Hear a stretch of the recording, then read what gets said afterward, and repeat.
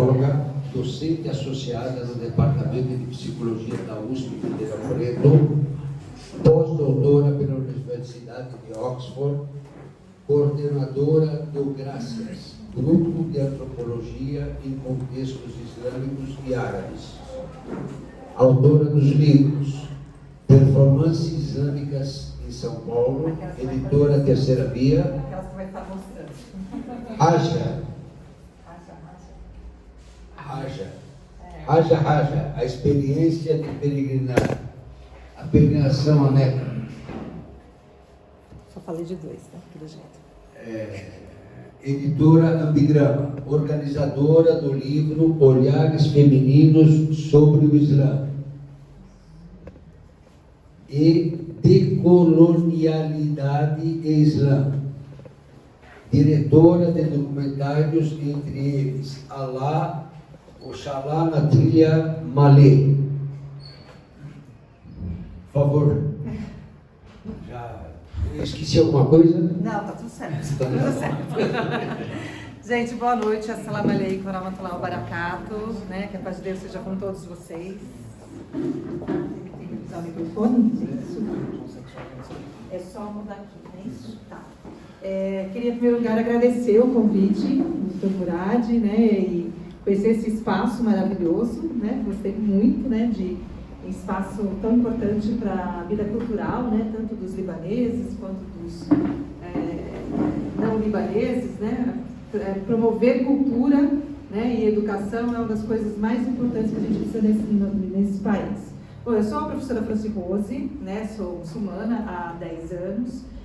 E no ano que vem eu vou completar 25 anos de pesquisa islâmica. Me converti por conta da pesquisa, né? Fazendo pesquisa em comunidade muçulmana é que veio a minha conversão já para tirar o mistério, né? Ah, é árabe? Não, brasileira. Brasileira, convertida, revertida ao Islã e venho pesquisando. Então, todo esse material que eu apresentei aqui, que são os livros, né? Ou sejam coletâneas, ou sejam livros individuais, como Raja Raja, que foi a minha experiência Meca, elas resultam de muita observação de campo. Os antropólogos vão para o campo. Então, eu conheço mesquitas em todas as regiões do Brasil. Né? Eu fui a várias mesquitas, eu conheço a comunidade muçulmana, e nos últimos anos, o que a gente vem percebendo é uma certa reação em cadeia, que a gente chama efeito dominó, principalmente pós 11 de setembro. Isso não quer dizer que antes do 11 de setembro não existia uma intolerância, um racismo islâmico, um racismo que a gente chama hoje que é um processo de racismo, né? Sempre existiu desde a época do profeta, né? Que a paz seja com ele, mas isso vem sendo alavancado cada vez mais forte. Há 3 anos atrás, né? Depois de ler há 4 anos atrás, depois de eu ouvir o depoimento de uma irmã muçulmana de uma agressão que ela sofreu dentro de um trem, eu fiquei pensando, estava muito confortável para mim ser uma mulher muçulmana sem lenço, porque eu sou uma professora da USP, né? Eu sou uma doutora, sou uma pós-doutora, né? Pós-doutor não significa nada, viu, gente? Só para tirar que pós-doutor não é título, viu? As pessoas acham que ser pós-doutor é título, não é título coisa nenhuma. É só uma fase de pesquisa que você faz no exterior. Mas sou uma professora associada, sou uma professora livre docente, isso sim é um título. Então, eu fiquei imaginando que eu, sendo docente da USP, estava muito confortável não usar o lenço, né? Não fazer a obrigação religiosa. Então, eu trouxe para mim a questão espiritual e a questão política do lenço, a questão da presença do lenço, para ver se isso, de alguma forma, incidia nas pessoas menos islamofobia e menos intolerância em relação às meninas que pegam ônibus, que pegam trem, que andam no espaço público. E a partir disso eu comecei a pensar sobre islamofobia fortemente e fiz um projeto que foi aprovado como bolsista produtividade, né? Mustafa, acho que é o único que sabe que é uma bolsa produtividade. Foi aprovada de novo, alhamdulillah, né? Agora, na semana passada. Fiz novamente essa pesquisa e propus narrativas islamofóbicas. Eu ia entrevistar os muçulmanos, né? Ia conversar, ia para falar o que eles entendiam sobre islamofobia. Veio a pandemia e acabou com tudo. conversando com outro pesquisador do Graças, que é o meu grupo de antropologia em contextos islâmicos e árabes, eu falei para o meu colega, para o Felipe, que também é muçulmano, eu falei, Felipe, você está aí fazendo um doutorado, você não quer... Vamos tentar fazer uma pesquisa quantificar quantos são, né, as pessoas que sofreram islamofobia ou que tiveram... Vamos quantificar isso? E eu abri uma bolsa para a graduação, que a gente chama na USP de Bolsa PUB. Consegui um estagiário, uma estagiária, que hoje está na Inglaterra, meu orgulho, né? Depois disso teve outra estagiária, formando alunos de graduação para pensar o Islã, montamos um questionário. Aí começou a nossa Via Cruz. Eu estou contando um pouco da história para entrar no nosso... É aqui que muda? Para a direita. Não foi. Não? Deixa eu dar direita. É aqui. Aqui não funciona, não? Agora, deixa eu lá. Contando um pouco esse contexto, para vocês entenderem por que eu resolvi fazer essa pesquisa, né? Então eu propus, montamos um subgrupo dentro do Graças, que seria um mini grupo, né, dentro do nosso grupo maior, que iria se dedicar à islamofobia, iria fazer a pesquisa. Então, nós dividimos lá. Eu pus algumas coisas aqui, mas eu vou falar, obviamente, fora disso. Montamos um questionário online, né? E aí o esforço, gente, eu vou falar disso o tempo todo. Não há apoio da comunidade muçulmana. Vou dizer isso aqui claramente. O apoio é mínimo, né? Então, o esforço acadêmico é sempre um esforço isolado, um esforço sozinho. Porque as pessoas não querem falar do que está ruim. As pessoas querem falar só do que está bom.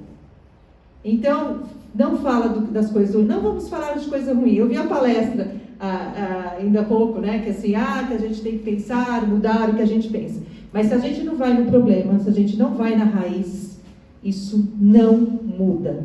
Isso não se transforma. Então, é bonito recitar o Corão, é bonito fazer dawa, é bonito. Mas a verdade é que as meninas levam pedradas, cusparadas, têm os seus lenços puxados, pedem empregos. Os homens árabes têm associação sempre com terrorismo em matérias, né? Então, a gente tem preconceito enrustido muito grande no Brasil. Então, nós fizemos um questionário muito grande. Neste questionário, como é que nós dividimos? Eu coloquei lá, homens nascidos no Islã, né? Então, a grande maioria dos homens nascidos no Islã no Brasil são de origem árabe. Mulheres nascidas no Islã, a grande maioria são de origem árabe, por conta da migração, né? Obviamente. Aí, mulheres revertidas ao Islã e homens revertidos ao Islã. E é esses dados que eu vou mostrar para vocês. Então, eles vão aparecer divididos, né? O que os homens nascidos... E aí, assim, qual era a minha intenção? Eu sonho alto. Às vezes o sonho não dá certo, né? Eu sonhei pedir a Allah que tivesse pelo menos 1000 respostas. Que 1000 muçulmanos responderam. Mas as instituições islâmicas pouco apoiaram. E as que apoiaram estão citadas no relatório, né? O relatório foi publicado pela Ambigrama, vocês podem entrar lá, editora Ambigrama, baixar o relatório, é gratuito, tanto que eu penso nas benesses que Allah mostra, tem as pedras, mas tem as benesses. A editora Ambigrama, que já publicou 2 livros meus, tá falando, professora, te dou de presente a publicação do relatório. Não paguei R$1, porque eu falei para ela, esse relatório eu quero que seja gratuito. Eu quero que jornalistas, muçulmanos, não muçulmanos, estudantes, muçulmanos, todo mundo que precisar olhar o relatório com a análise do relatório, vai ter ele. Então é só entrar em editora Ambigrama e baixar o relatório. São 110 páginas, com os gráficos que eu sistematizei aqui para mostrar para vocês, tá? E com as análises. Então eu vou pular algumas coisas para deixar em aberto para a gente conversar, né? Que é muito grande. Então a gente tem lá 653 pessoas responderam o meu questionário, nosso questionário, né? A maioria das pessoas que responderam, obviamente, e aí todas as pesquisas acontecem isso, são as pessoas que mais sofrem islamofobia. Vocês imaginem quais são as pessoas que mais sofrem islamofobia? Quem que vocês acham que são? Mulheres quais? revertidas. As mulheres revertidas, tá ali, né? Então, 65%, né, são as mulheres revertidas. São 68%. As mulheres mobilizaram o questionário. Né? Foram elas que mobilizaram de norte a sul do país o questionário. Então, vamos começar pelos homens, né? Então, a produção, a gente vê uma coisa que a gente já sabe no Brasil, que a comunidade sunita é maior, então os dados, eu fui conversar com alguns estatísticos, eles me falaram, olha, professora, está ótimo a quantidade de pessoas que responderam, para dar uma boa amostra, sim. A senhora que é exigente, porque eu queria 1.000, né? Mas dá realmente como os dados que a gente imagina, que 20% são mais ou menos xiitas e os outros 80% sunitas. Então, é uma comunidade que a gente vê. A faixa etária dos homens que responderam, então, pessoas adultas de 31 a 50. A gente tem a questão do salário, né? Eu não vou me deter nisso, porque eu acho que isso é o menos importante do relatório. Se vocês quiserem baixar hoje à noite depois e ler, vocês vão ter todas as informações e as análises.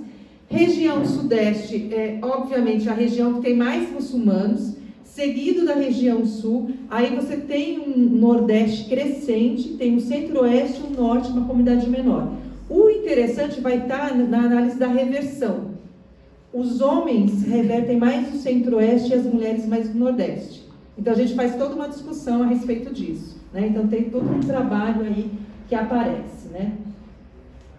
A gente teve uma certa dificuldade de colocar no questionário a questão da roupa.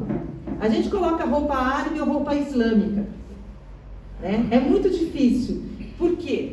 Porque para o brasileiro comum, ele vai achar que roupa árabe é uma baia, não sei o quê, porque a gente não sabia qual era o nível de conhecimento que esse muçulmano tinha da religião, o muçulmano que ia responder.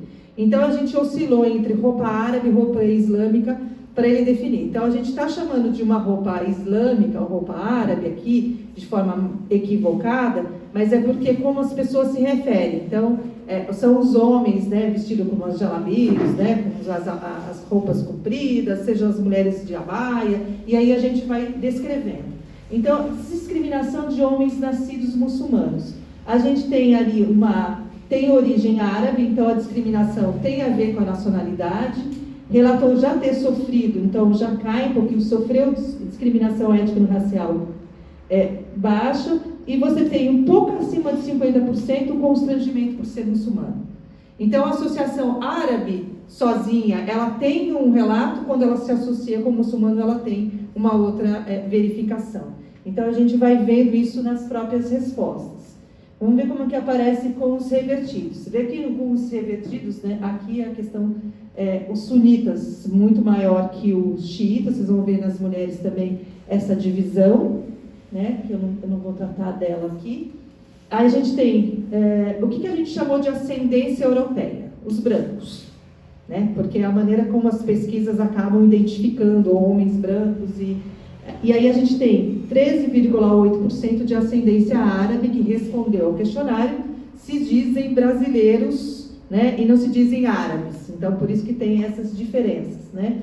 A gente tem a região sudeste, o uso, né, a questão do 4SM, que você sabe o que é, né? 4SM? Salário mínimo, né? Então a gente não dá para colocar tudo. Então, o registro, a gente viu que os homens revertidos têm um poder aquisitivo menor que todos os outros três grupos. Né? Então, geralmente está desempregado, a gente viu isso muito claramente. Relação familiar. Gente, isso aqui é o ponto mais importante que eu bato a tecla na comunidade muçulmana, mas ninguém me ouve. A relação familiar é o pior ponto da pesquisa, é aquilo que eu já sabia, já intuía que era ruim, mas eu não imaginava que era tão ruim, principalmente em relação às mulheres. Para os homens, ainda a gente tem aqui é o plano geral, né? A gente se manteve igual, 54%, melhorou 21%, piorou 24%. Então, metade considera que parentes, né, 55%, e amigos aceitam e querem saber mais sobre a religião. Então, em meio de 50%. Isso muda aqui, né? Aqui, daqui a pouco a gente chega lá, né? Aí, voltando aqui para as mulheres, a questão de quem nasce, quem é xiita, quem é sunita, né? Então você vê aí já uma diferença bem diferente, né? As mulheres xiitas se mobilizaram para responder. É incrível, né? Toda pesquisa que se volta para agressão, as mulheres são as que mais respondem, né? Então a gente não trata a mulher bem em lugar nenhum, né, nessa sociedade.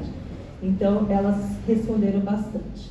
Aqui a gente tem uma caracterização, vou falar um pouco geral, uma renda até que razoável, e a gente detecta que as mulheres revertidas ao Islã têm uma formação intelectual maior que as mulheres nascidas.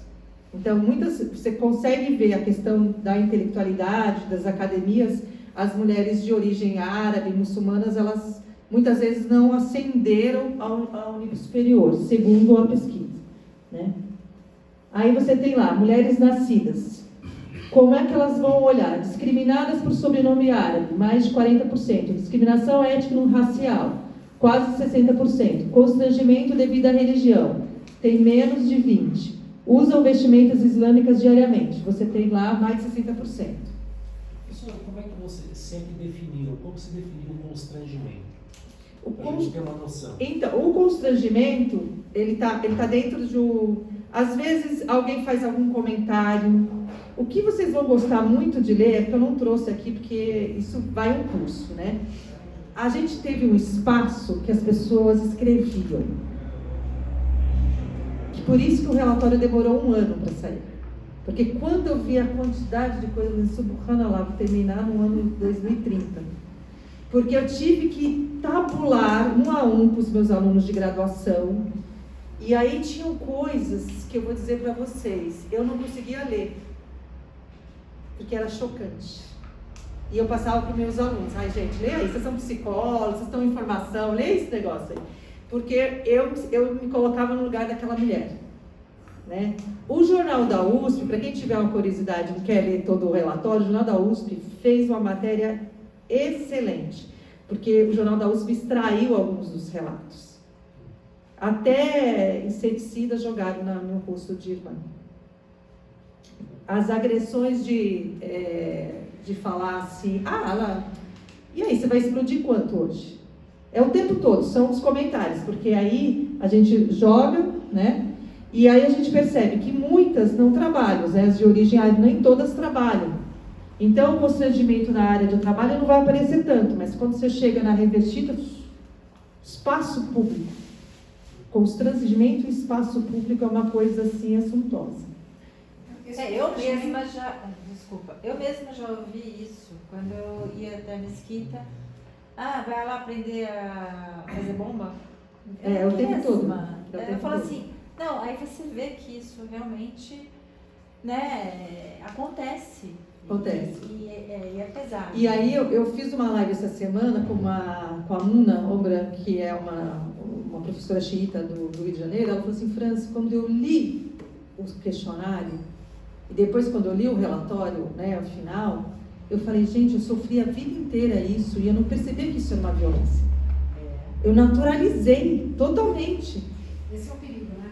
Naturaliza a falhinha, a brincadeirinha. Eu tenho relatos de crianças que foram muçulmanas, de filhos de revertidos, que foram desrespeitadas em escola pública. Né? De professora chegar para a menina, você vai vir agora de lenço? Eu disse, vou, minha religião. Assim, mas você está me constrangendo. Uma criança de 8 anos. Imagina que se não fala para um adulto. Eu presenciei no metrô. Ela estava de vestiário, o metrô lotado, e tinha um espaço. Quando ela sentou, a mulher que estava do lado dela se levantou. Sim, é muito comum. E ninguém quis sentar ao lado Elas dela. escrevem isso. O relatório E sentei ao lado dela, perguntei se ela tudo bem, mas ela não falava, né, o português, mas foi chocante, o metrô lotado. E quando falava com ela, sentou, a mulher imediatamente olhou. Exatamente. Olhou feio e ficou em pé do lado dela.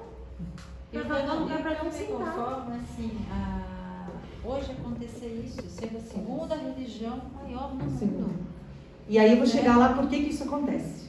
Quer dizer, esse constrangimento ele é físico, né? Ele é moral? Emocional, É. moral, né?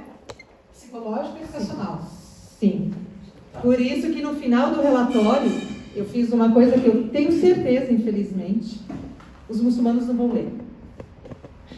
Porque eu tenho que trabalhar com isso, né? Quem está aqui o Átila, que é do Graças, está aqui o Mustafa, que veio aqui me dar um apoio, entendeu? Não vão ler. Aqui o Jafar, que sabe muito bem, não vão ler até o final.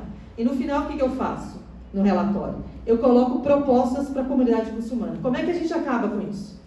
Porque existe um caminho. Não adianta... quando eu fui apresentar na mesquita, o sheik falou assim, professora, mas você não vai falar só da coisa ruim, né? Assim, primeiro eu preciso falar da coisa ruim, preciso falar da onde está doendo. Depois eu falo do remédio. Agora, se vocês vão aplicar o remédio, são outras coisas. Eu aplico o remédio todo dia. Porque a minha responsabilidade social, enquanto educadora, enquanto muçulmana, é isso. É através dos livros, através da produção do conhecimento, através... Não se falava em malê. Tenho 25 anos, vou fazer 2013, em comunidade muçulmana. Nunca ouvi falar de malê. Eu fiz o documentário, apareceu um monte de especialista em malê. As pessoas silenciaram os malês, como se nunca tivessem sido muçulmanos. A imprensa... E os próprios muçulmanos, porque eles não sabem. E não sabem. Agora sabem, porque hoje eu recebi uma mensagem assim, seu documentário passa na minha escola pública todo ano. Porque os negros foram escravizados, né? Quem está em Salvador sabe, mas quem está no Sudeste não sabe. Que é a história dos muçulmanos negros escravizados. Escravizados, né? Então, aí as mulheres revertidas, né? Então, 59 se reverteram a menos de 5 anos e 18 se reverteu a mais de 10 anos. Que isso, para mim, era um dado muito importante, saber quando que essa irmã tinha chegado na religião. Porque isso também me sinaliza quanto de conhecimento ela tem da religião. Né? Uma coisa é uma experiência de 5 anos, outra coisa é uma experiência de 10 anos. Então, e é nesse período que as pessoas deixam o Islã. As meninas colocam um lenço, quando se reverte, na primeira pedrada na cabeça, porque tem relatos de pedrada na cabeça, mas as pessoas fingem que não existem. Isso não acontece no Brasil, só se for no seu Brasil. Só se for na sua casa, que você anda de carro blindado. Mas acontece no Brasil, e acontece muito. Para vocês verem um dado que eu cito no relatório, quando teve o Charles Hebdo em 2015, tinha um CEPIR no Rio de Janeiro. O CEPIR levantou que de janeiro a agosto, no estado do Rio de Janeiro, na cidade do Rio de Janeiro, o ataque aos muçulmanos e às muçulmanas aumentou de 3% a 20%. Eu não posso ler um dado como esse e dizer que está acontecendo nada. Está acontecendo tudo. Se explodir uma bomba, vou dizer para vocês bem sério, se explodir uma bomba no metrô de Paris amanhã, no dia seguinte os muçulmanos começam a ser atacados aqui. Principalmente as mulheres que andam de trem e de metrô. Então, se existe uma comunidade rica, que anda de carro, que não trabalha, que não sai de casa, que vive em família, existe. Então, essa não vai ter efeito. Mas aquela pessoa que está na rua, aquela pessoa que viaja, tem que mostrar o seu passaporte, aquele homem de barba com sobrenome árabe, ele vai ser, de certa forma, penalizado por conta desse sistema. Né? A maior parte dessas revertidas moram no sul, tem de 4 a 10 salários mínimos. Né? As xiitas, deixa eu ver, as sunitas são a grande maioria das mulheres. Aqui é o dado mais impressionante, mais sofrido da minha pesquisa. As meninas, quando se revertem, elas sofrem dentro de casa 44,6%. E no relatório, quando chegar nessa parte, a gente constrói toda a análise e a gente traz as falas dela. Gente, é de chorar a violência. Foram expulsas de casas, apanharam, teve a roupa jogada fora, olha, é uma barbaridade. E isso não como a gente interpreta, não é o problema da família delas. O problema está no que os próprios muçulmanos indicam. Qual é um dos fatores que incidem na islamofobia? O que vocês acham? Qual é um dos fatores que mais contribui para a islamofobia? Os grupos terroristas. Não. Machismo. A ideia de como a mulher é tratada? Não. É falta de conhecimento. A mídia. A mídia, a maneira como a mídia transmite o que aconteceu com os muçulmanos. Por isso que o meu trabalho tem sido incessante com quem? Com os jornalistas. Todo estudante de jornalismo que vem, professor, eu perco horas com jornalistas, com estudante de jornalismo.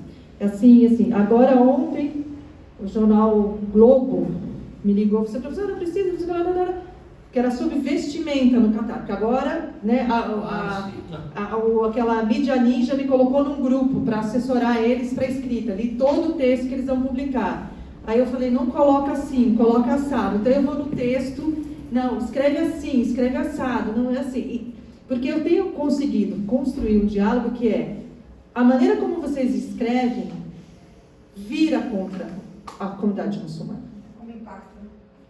Né? Tudo bem, o muçulmano cometeu aquela violência. Não estou querendo dizer que você não dê a matéria real, né? Mas o problema é que a religião aparece antes do crime. A religião, ela se projeta no crime. E criminoso... Criminoso cristão, exatamente. O que está acontecendo no Catar hoje? Saiu uma matéria dizendo que 15 mil pessoas morreram no Catar. Isso é fake news. Isso é fake news. Aí falou 6 mil. Isso é fake news. Está comprovado que é um fake news. Que as condições são insalubres? São. Então diga isso. Que as condições de trabalho não são boas? Diga isso. Mas, e que diga também que na Rússia foi assim, que na Inglaterra foi assim, que no Brasil foi assim. Que não é uma coisa do Catar. Então, a maneira como você escreve, você reflete a islamofobia. Então, a mídia é o meu ponto-chave para continuar esse trabalho. Aí, as revertidas, né? Usam vestimentas islâmicas, boa parte delas, e aqui a gente está considerando o uso do lenço. A gente tem uma proporção das revertidas usarem mais o lenço, né? Que as nascidas. Usam vestimentas diariamente, então você tem ali também uns 70% mais ou menos, declaram ter sofrido constrangimento devido à religião. Então você passa dos 75%. Então a grande maioria delas já sofreu algum tipo de constrangimento. Seja no trabalho, seja na universidade, seja na família, enfim. É claro que eu não sou ingênuo de achar uma coisa, por exemplo, se você me perguntar, a professora já sofreu algum tipo de constrangimento? Já. Mas eu sei lidar com ele. Quem acabou de entrar na religião não sabe. Eu sei responder à altura um constrangimento que eu possa sofrer. Quem está entrando na religião não sabe. Ou uma pessoa mais tímida não sabe. Né? Eu tenho uma estrutura familiar que me protege, eu tenho uma universidade, quer dizer, eu sou uma mulher branca com privilégios, com uma formação intelectual que é diferente. Então eu sei me proteger, embora eu me abale com algumas coisas. Uma vez me escreveram no Facebook, eu não respeito o seu pano de chão na cabeça. E na hora que eu li, eu não senti nada. Aí depois eu fui processar, nossa, isso é pesado. Porque na hora que você recebe o negócio, você não... Né? E era de uma pessoa que eu jamais imaginava aquilo. Então, na universidade, ela é sutil. Porque eles sabem que se eles fizerem qualquer coisa contra mim, eu ataco eles. Porque eu sei a lei. Né? Mas muita gente não sabe a lei. Né? Preconceito vivido. Islamofobia com nascidos e revertidos. Há concordância entre os grupos que a mídia representa o Islã de modo negativo. Então, isso é uma coisa que aparece. Pessoas de religião evangélica. E aí, quando a gente pergunta qual é a religião que mais ataca vocês, aparecem os evangélicos. Né? São as que mais discriminam grupos muçulmanos. 78% para homens e 33% para mulheres. Muçulmanos revertidos relatam sofrer discriminação em casa após sua reversão. 26% os homens, 29% das mulheres revertidas. Então você tem lá todo esse constrangimento que a gente vê acontecer. Né? Islamofobia com nascidos e revertidos. A gente vai ter lugares públicos são onde mais acontece ataques islamofóbicos, sendo que os participantes relataram ter sofrido. Então a gente consegue ver a diferença, né? Os homens têm menos que as mulheres, né, na rua. No trabalho, os homens têm mais. As piadinhas que fazem com os homens, eles relatam lá. Vocês vão ver no relatório.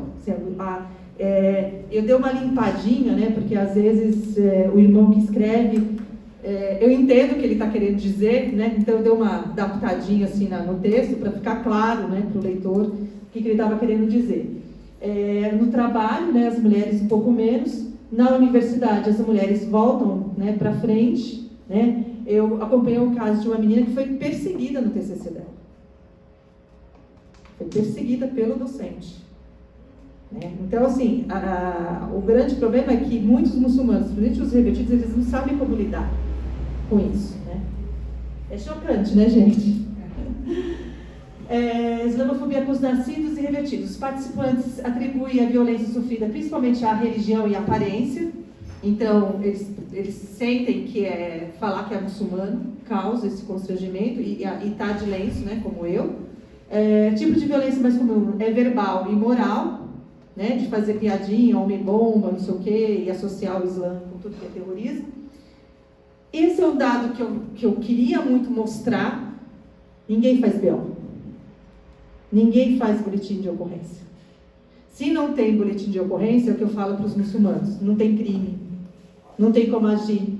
Tem advogado aqui, né? Deve saber. Se não tem boletim, não abre processo, não faz nada. Não existe, né? Mais de 50% relataram ter sofrido ataques também nas redes sociais, e aí a gente tem o Facebook, né? Para os homens e para as mulheres, como Santa Fonte. Eu mesma abri processo, né? Já. Sobre o registro de boletim de ocorrência. A gente sabe como funcionam as delegacias, né? Principalmente a formação da polícia,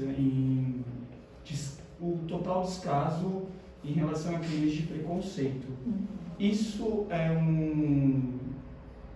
um empecilho também para que registre? É um empecilho, mas é porque a comunidade muçulmana não se organizou.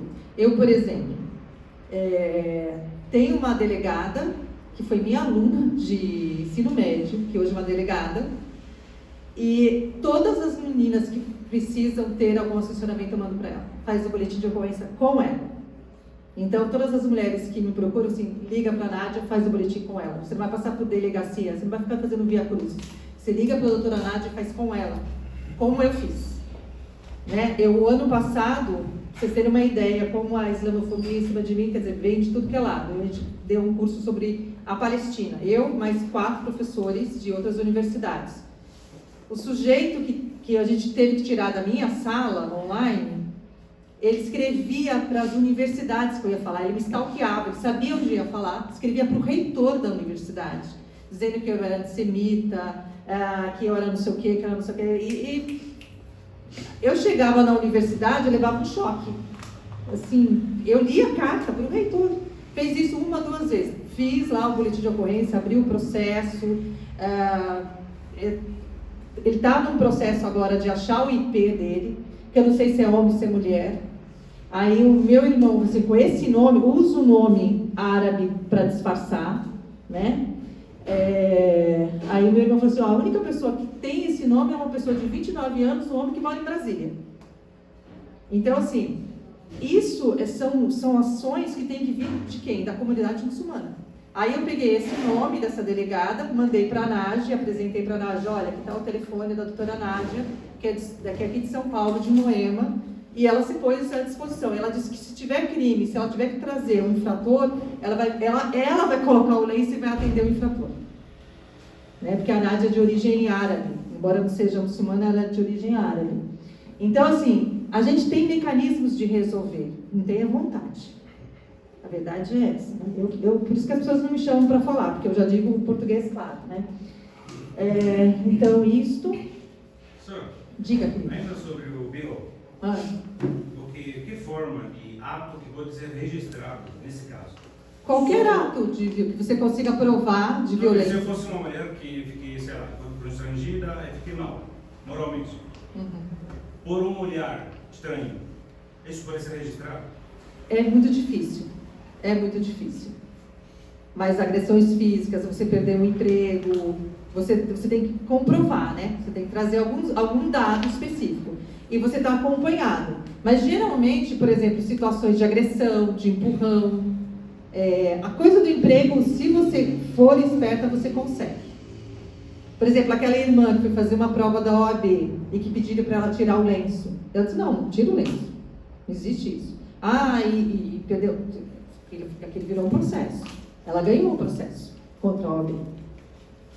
Então, acho que tem determinadas coisas que você tem que observar. Nem tudo por exemplo, Quando eu fui começar a usar o lenço, os meus filhos, né, você viu eles, né? Meus filhos, eles têm cara de árabe.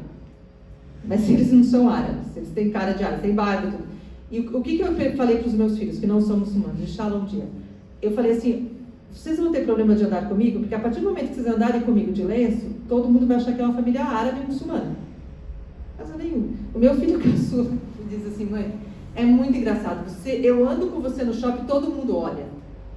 Então, o olhar para mim não é problema, o problema é o desrespeito. Né? O olhar, eles vão olhar. O olhar pode ser até admiração. Pode ser tudo. Pode então, ser o olhar tudo. não dá. Agora, quando esse olhar te provoca, se você tinha uma testemunha e você está com alguém, por exemplo, eu sou uma pessoa que eu raramente ando sozinha à noite. Pela minha segurança, não ando. É muito difícil. Eu não gosto de andar à noite, de sair sozinha à noite, porque eu acho que é uma questão de segurança. Infelizmente, não é o espaço público, a minha pesquisa mostra, não é um espaço para mulher muçulmana de lenço. Não é. Né? Se desse baixo, eu diria, tudo bem sair à noite.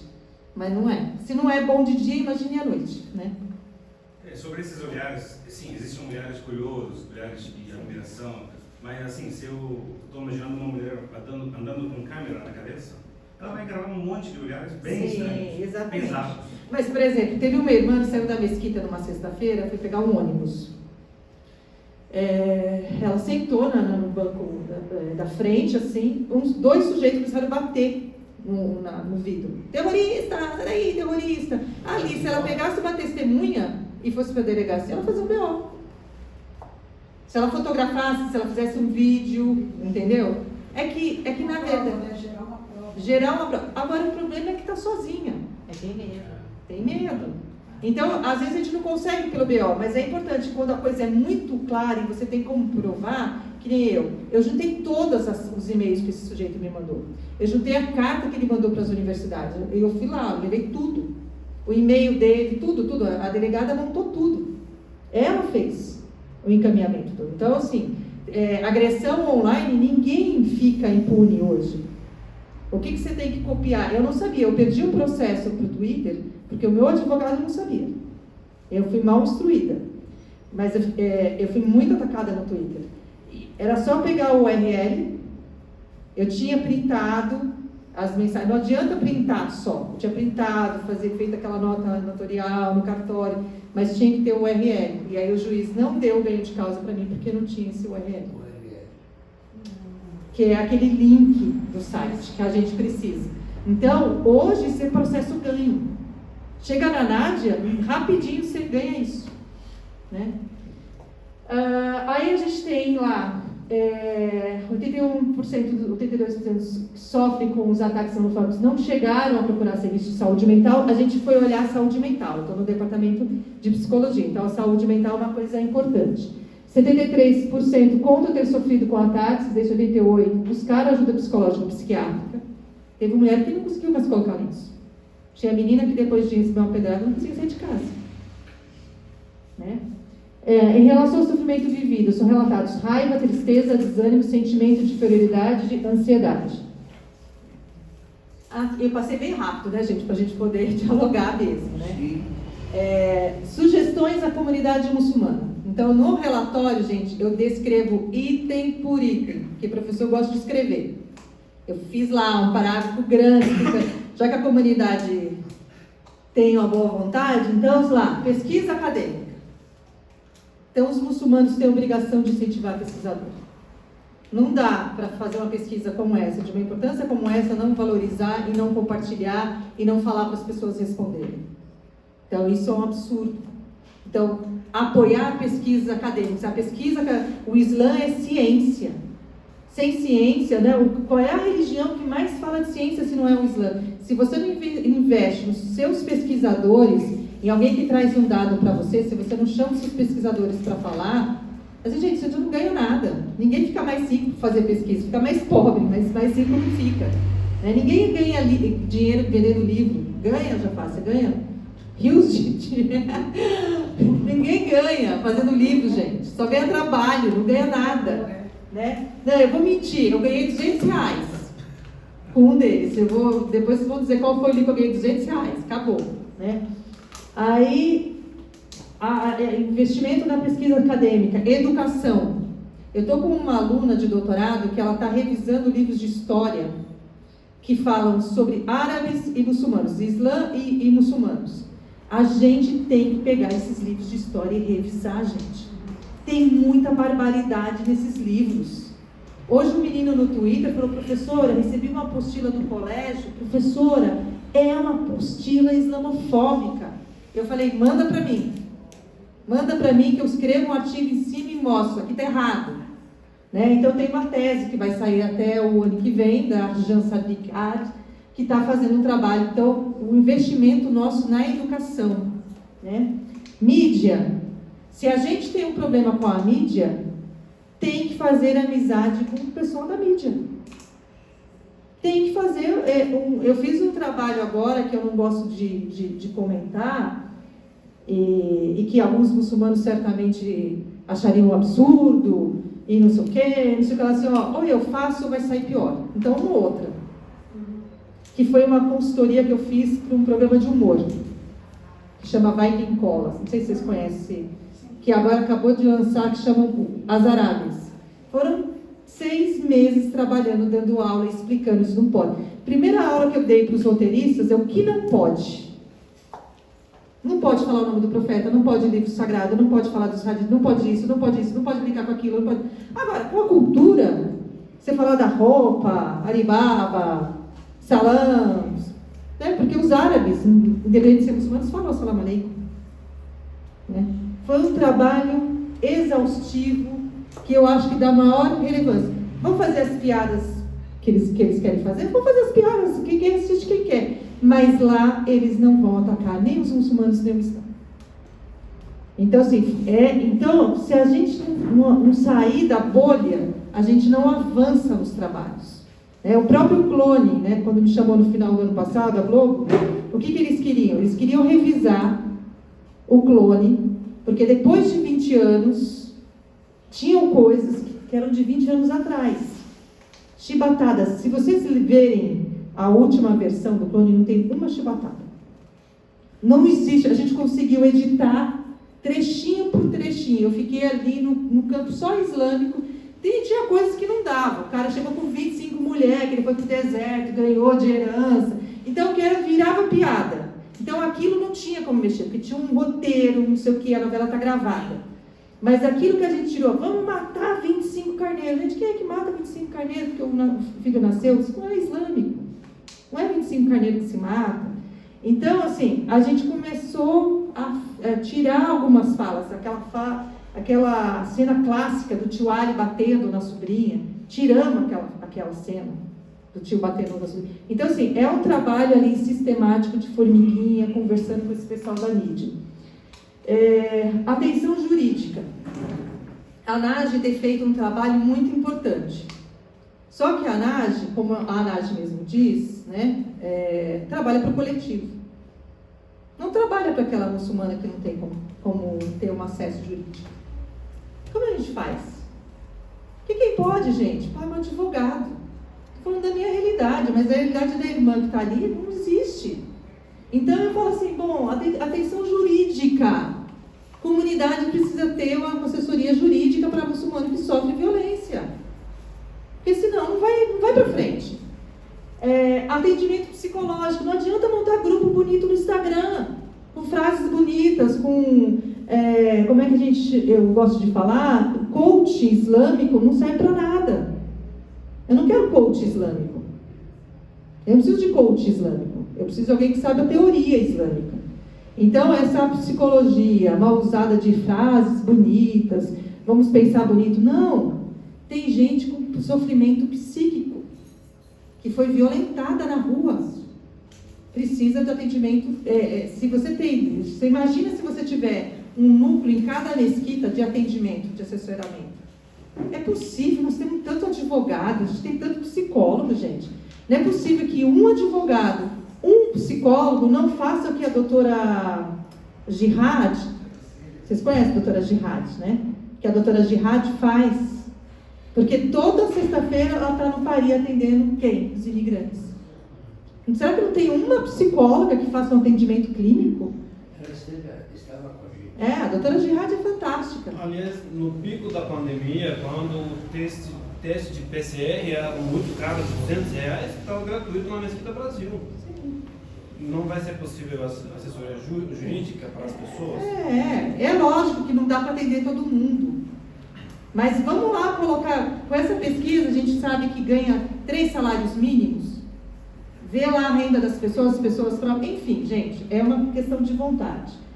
Diálogo interreligioso, né? Isso já é um trabalho que o Sheikh Mohammed faz há muito tempo, o outro chefe esteve aqui mais cedo também, fugiu o nome dele agora, fazem, então, é um tipo de trabalho que é importante para a comunidade. E o diálogo intra-religioso, que aí eu chamei de 2 universos. O diálogo sunita com xiitas. Há diferença de aquida? Há diferença de crença? Quem diz que não está mentindo. Não entendeu, nenhuma nem outra. Mas é como os índios. Eu, como sou antropóloga, eu gosto muito como os índios resolvem seus conflitos. O índio Bororo e o índio Ayampi, um é Macro-G e outro é Tupi. Não vou dar aula de índio aqui, mas assim, eles são muito diferentes. Mas quando eles têm que lutar pelos direitos deles, eles lutam juntos. Então, eu acho que esse diálogo, eu lembro que quando eu lancei o livro da minha tese, eu chamei a comunidade Shia para a Mesquita Brasil. O Sheikh Mohammed estava lá, ele não era o Shia da Mesquita ainda, ele falou, nossa, professora, está unindo as comunidades hoje, esse meu trabalho é esse. Porque eu sirvo a um e eu sirvo a outro, academicamente. Então, eu não faço distinção academicamente. O negócio é minha presença espiritual, aquele que eu sigo, eu sou sunita. Mas, academicamente, eu tenho que trabalhar para os dois. Né? Então, o diálogo intra-religioso. Outro diálogo intra-religioso que eu chamo a atenção são as divergências dentro da própria comunidade. As divergências minam os trabalhos. Então, está aqui o Dr. Moradi trabalhando. Ele precisa do apoio. De outros grupos, tem um outro fulano fazendo tal coisa. Não, eu vou falar mal do outro fulano e eu não apoio o outro fulano. Está errado. Então, o diálogo intra-religioso mina, se ele não existe, ele mina a comunidade e o enfrentamento à violência. Proteção das mesquitas, né? Que é, na verdade, estar alerta que toda vez que acontece alguma coisa fora, repete nas mesquitas, pichação, pedrejamento. Então, tem que estar alerta. Essa coisa de achar que entra todo mundo e tudo bem e não estar alerta, eu acho que é um grande equívoco, né? Fora os informantes. Estar alerta. Ter pessoas nossas. Uma vez eu dei aula pela Fambras no Itamaraty e o pessoal da BIM veio falar comigo. E aí o rapaz da BIM falou assim, professora, aquele seu texto sobre jihad islâmico, onde eu encontro? E eu virei para ele, você não é da BIM? Assim, sou. Então você acha? Você já sabe quem eu sou? Você sabe se eu sou casado, se eu sou solteiro, se eu tenho filho? Ou você acha que você pensa que eu não sei que você sabe? Aí ele deu risada. Então vai lá, procura, faz lá o teu trabalho. Eu faço o meu, você faz o seu. É isso. Você tem que, as pessoas precisam estar treinadas para isso. E dentro da mesquita, eu quando eu vou rezar na Mesquita Brasil, hoje eu vou rezar na Mesquita Brasil porque gosto da tradução, né? E eu vou onde tem tradução. Eu olho, eu sei quem senta ali, eu sei quem senta ali, eu sei quem... Assim, eu estou olhando, eu não estou à toa na mesquita. Eu estou olhando cada um, eu reconheço as pessoas que estão ali. Eu sei quando uma pessoa é nova, porque é uma coisa de pesquisadora. Tem um artigo meu, que eu estava em São Bernardo do Campo, e eu percebi que 2 moças que entraram não eram muçulmanas. Pelo jeito que elas entraram na mesquita. Eu fui até elas, não, acabei de me reverter. Mas eu sabia que elas não eram muçulmanas. Acabou de reverter, ainda, né? Tem um aprendizado corporal ali, né? Diretrizes para reagir. Que é isso, né? Que aí você tem que trazer uma pessoa que saiba responder. Então, alguém está te olhando, né? Como é que você faz? Como é que você responde? Né? Então, eu ensino algumas irmãs a isso. Então, preparar as pessoas dos direitos dela, que ela tem o direito, né? E como direito a agir. Lobby político. Comunidade muçulmana não faz lobby político. Só faz lobby político quando tem um interesse e depois baixa a cabeça. porque se vende rapidamente. Então, a importância do lobby, os sionistas fazem lobby político muito bem. No mundo todo. No mundo todo. A gente viu 4 anos aí, era lobby político, de lotar com a igreja evangélica qualquer atividade. A gente ficou 4 anos sem atividade que a gente tinha importante da Fambras no Itamaraty. 4 anos sem curso do mundo islâmico. Esse curso eu posso dizer, que eu sei que eu já não vou mais participar, mas enfim. Mas esse curso é um dos melhores cursos que existia dentro do Itamaraty. Vocês imaginam, a Fambras levava os melhores intelectuais do Brasil para falar de Islã e para dar um panorama de mundo islâmico extremamente lindo e importante. O professor Habib, que faleceu esse ano, né, lá era um dos professores, né?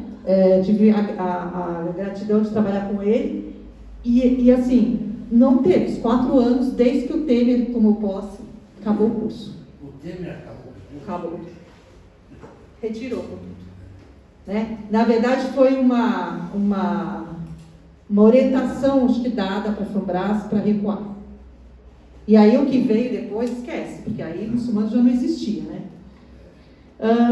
E o item 11 é um olhar especial para as mulheres muçulmanas. Primeiro porque a violência doméstica ela existe, está aí, a gente está o tempo todo socorrendo a irmã que é espancada, que é violentada, enfim, por N razões, N problemas. Então, está tudo aí, gente. Então, essas são as sugestões. Obrigada. Opa!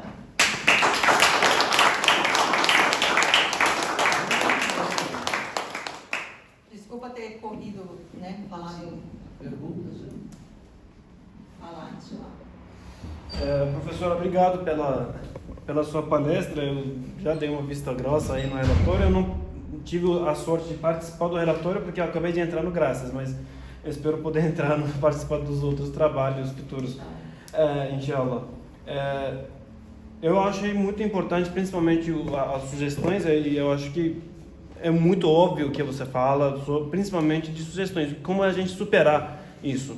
Mas eu tenho uma dúvida que eu não consegui entender, talvez você que trabalha aí com psicólogos e com futuros psicólogos, talvez possa me ajudar a entender.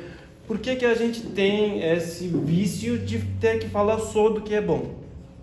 Por que tem essa mania? Na comunidade turca mesmo também tem isso. Não vamos falar mal. Não vamos fazer isso, não vamos fazer aquilo. Vamos fazer tudo que é bom, falar tudo que é bom, mas existe islamofobia? Existe, mas melhor não levantou muito. Que nem, por exemplo, em 2 de fevereiro de 2019, o sujeito que está agora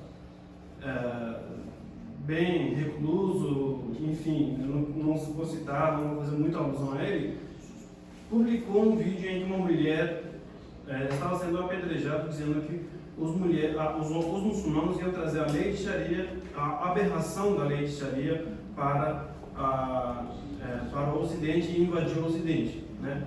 A maioria das entidades islâmicas não se manifestou a respeito, por exemplo. Aí eu vou te dizer, porque eu convivi com alguns sheikhs muito de perto por muitos anos. A opinião de alguns é aquilo que não se fala que não existe. Se eu não falo que eu estou com dor de dente, a dor de dente não existe. Mas eu aprendi quando eu fui funcionária da prefeitura municipal, há muitos anos atrás, quando eu era uma garota, que eu parei de pedir, por exemplo, na época do Jânio Quadros não tinha um certo produto, e eu fazia e aí eu não pedi. Aí o meu chefe falou, não, você tem que pedir, mas não tem. Assim, mas se você não pedir, quando chegar o outro prefeito, ele vai dizer, mas você nunca pediu. Se você nunca pediu, é porque você nunca precisou. Então, eu tenho 2 coisas. Uma, os dirigentes, as pessoas que estão nas suas casas, as pessoas que estão... outro dia eu falei num encontro lá em Taubaté, né, com a permissão do Sherali Abduni, eu falei para alguns muçulmanos, vocês não sabem o que é acordar e dormir sem estar numa família muçulmana e não saber se você morrer, quem vai te enterrar? Quem vai lavar seu corpo? Você não sabe o que é isso. Então você não vai saber o que é uma agressão. Tem noção? Eu sei o que é isso. Eu sei o que é acordar e dormir e saber, se eu morrer amanhã aqui sozinho em casa, quem vai me enterrar? Será que os meus filhos vão lembrar que eles têm que ligar para uma amiga minha muçulmana para vir cuidar do meu corpo, para fazer meu enterro num cemitério islâmico? Né? É lógico que os meus filhos são abençoados por Allah. Então, assim, eu tenho certeza que eles vão fazer isso. Mas, isso é um receio de muitos muçulmanos. Então, a preocupação deles não é com isso. Eles querem fazer a dawa. O brasileiro é cordial. Gente, o brasileiro é cordial, mas essas meninas estão sofrendo. Essas meninas passam necessidade. Essas meninas, elas querem compreender o Islã.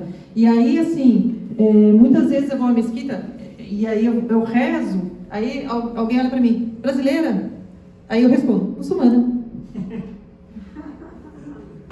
Então existe uma discriminação, então, dentro da própria comunidade. Por isso que eu falo que os problemas são internos. Os problemas internos dificultam a ação. Porque ninguém quer ouvir o problema. O fato de também ser talvez o ramo mais frágil da comunidade, que são as mulheres convertidas, o fato de serem elas as que mais sofrem, também influi, né? Porque elas são mais invisíveis, vamos dizer, em quem o pessoal menos pensa.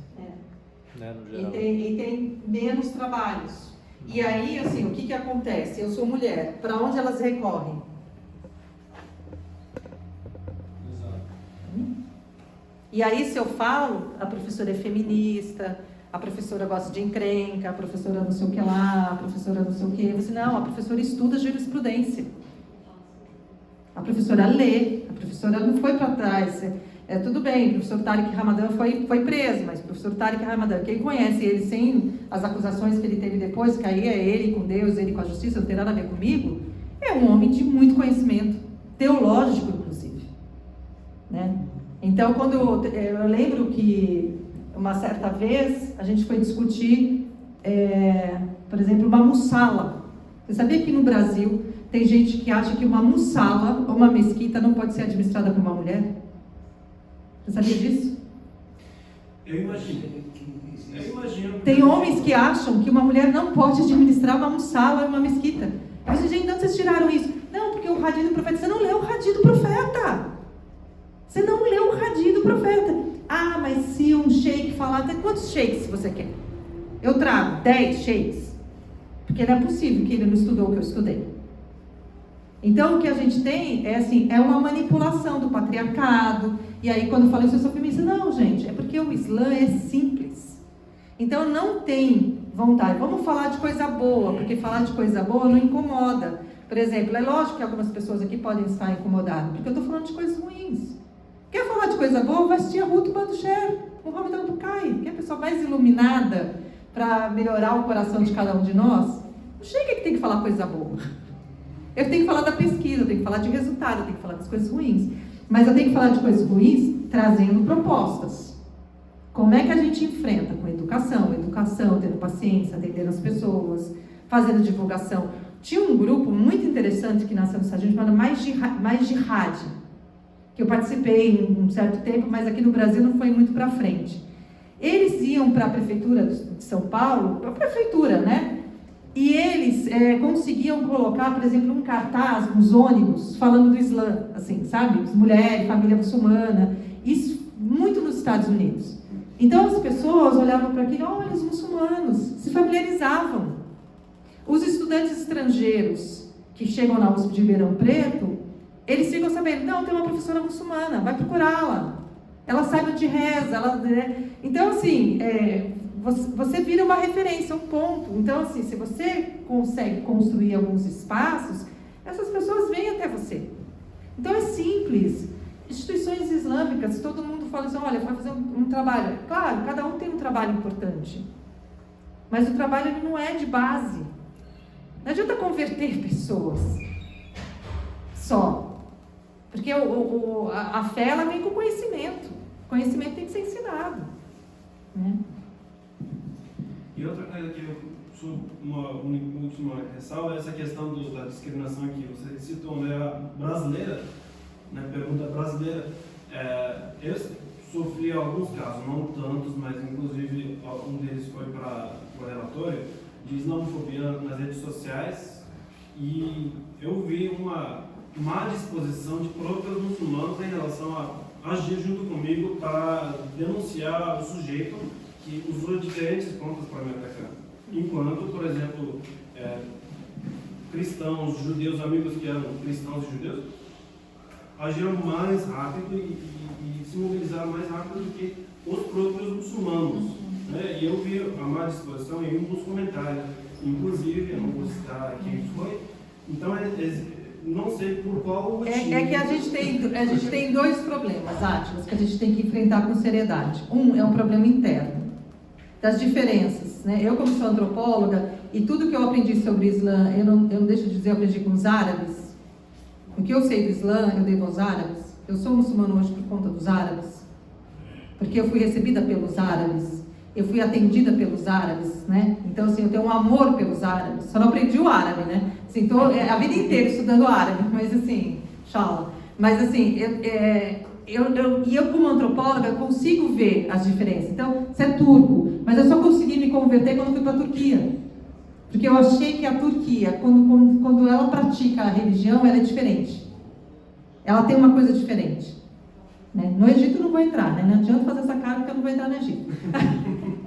Não, mas a gente tem mas assim, são referências. Então não há diferença no Islã. Né? O último sermão do profeta, né? Não tem negros, não tem branco, não tem árabe, não árabe. Né? O Islã ele é universal. Então um é um problema interno, que nesse caso, para a islamofobia, ele é menor. Ele só é maior na hora de criar as estratégias. Porque as estratégias têm que vir da comunidade. Então, a comunidade tem que diminuir as suas diferenças para criar essas estratégias. Ou alguém vai ter que puxar isso. Senão, a gente vai continuar vendo esses casos. Né? E o outro é o externo. É como a gente se comunica com o lado de fora. Por isso que o Graças é importante. Então, só para vocês terem uma ideia. Essa semana, né, pelo canal do Graças, Antropologia Islã, segunda-feira, terça-feira e quarta-feira, a gente vai fazer um seminário internacional sobre islamofobia. Então, a gente vai ter a presença de uma portuguesa que fez o relatório de islamofobia em Portugal. A gente vai ter a presença da professora Zahra Aziz, que fez um livro chamado Muslim, Racismo Muslim. A gente vai ter o professor Abdul Karim Vakil, que é um português, né, de origem islâmica, que é professor na Universidade de King College, que também vai falar na quarta-feira. Então, é um seminário internacional sobre islamofobia, porque a gente vai ficar trocando. Eu vou para a Argentina levar esse relatório, e só para os muçulmanos, que são meus irmãos, terem um orgulho dessa irmã. Esse é o primeiro relatório na América Latina. É o segundo relatório no hemisfério sul. O primeiro foi da Austrália, o segundo é o nosso. E o terceiro, inshallah, vai ser da América Latina, porque eu vou alavancar a América Latina para a gente conseguir esses dados e mostrar para a comunidade existe sim islamofobia, a gente precisa combater. Os Estados Unidos, vários, o CAIR já faz relatórios sobre islamofobia há muito tempo, a França já faz. Sabe que a França é um dos países mais islamofóbicos que tem. Mais racista, sempre foi. Mais islamofóbicos, mais racistas. Então a gente tem um relatório que, se vocês puderem ler, depois comentar e mandar um feedback para mim, vai ser ótimo. No relatório a gente fala um pouco também desses relatórios já construídos. Né? Então, assim, é unir, o que eu quero? Unir a comunidade para a gente conseguir responder com força, né, com determinação, para a gente combater essa intolerância. O link para esse relatório, onde que a gente acha? Olha, na editora Ambigrama, você entra Ambigrama, que é essa editora que lançou aqui. Esse aqui não está aberto, mas está aqui, o Ambigrama. Mas eu posso mandar. Eu pus na editora Ambigrama, você baixa, é um PDF, assim, que eu queria que fosse bem simples. Depois por e-mail para todos. Eu mando por e-mail para todos. Mande por e-mail para todos. Eu vou mandar. Todo mundo que participou, eu vou mandar por e-mail.